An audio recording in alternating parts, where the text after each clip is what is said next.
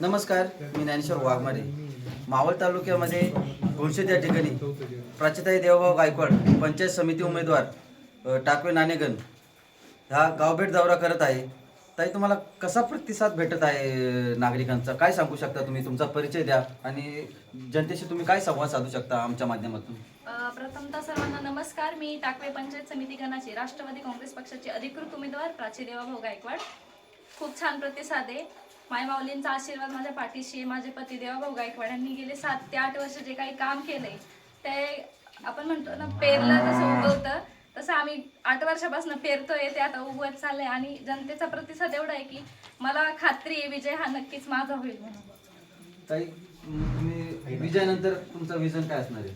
विजयानंतर आपला गण अख्खा नाणे टाकवे हे सगळे वाड्या वस्त्यावरील लोक, आदिवासी किंवा सगळा आपला शेतकरी वर्ग आहे, तर ह्या लोकांच्या सगळ्या समस्या सोडवण्याचा मी नक्कीच प्रयत्न करीन.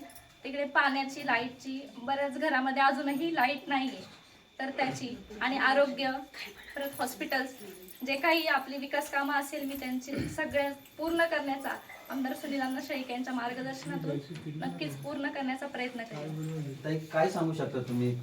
प्राचीताई प्रचार करतात ते या संदर्भात या इथे काय सांगू शकता तुम्ही? म्हणजे त्यांच्याविषयी काय तुम्ही? प्राचीताईंशी जर म्हटलं तर संवाद हा आत्ताचाच आहे, पण देवभाऊ हे लोकप्रिय आहेत. लोकप्रिय होणं तितकं सोपं नाहीये. त्या गोष्टी ज्या आहेत, ज्या वेळेस व्यक्ती समोर येते आणि त्याच्या लहानांपासून ते मोठ्यांपर्यंत जो आदर मिळत असतो तो पावलं दिसत आहे. आणि सगळ्यात महत्त्वाचं म्हणजे जे काही कार्य आहे ते न काही योजनाबद्ध असताना, कुठल्याही पक्षाचं काही नाही का उद्देश नसताना या आधी सुद्धा भाऊंनी केलेला आहे. जनतेचा कौल हा काय आहे हा प्रत्येकाच्या मनामध्ये आहेच आहे, आणि तो नक्कीच उजवी असणार आहे की मी जनतेकडून नक्कीच ग्वाही देऊ शकते.